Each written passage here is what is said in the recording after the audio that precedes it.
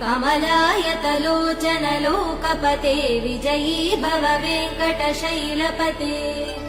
स चतुर्मुख षण्मुख पञ्चमुख प्रमुखाखिल दैवतमौलिमने शरणागत वत्सल सारनिधे परिपालय मां वृषशैलपते अतिवेलतया तव दुर्विषहैरनुवेल कृतैरपराध सदैः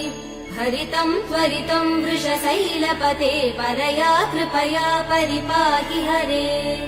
अधिवेङ्कटशैलमुदारमते जनताभिमतादिकदानरतात् परदेवदया गदितान् निगमै कमलादयितान् परं कलये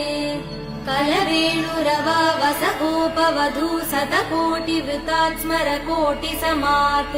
प्रतिवल्लविकाभिमदात्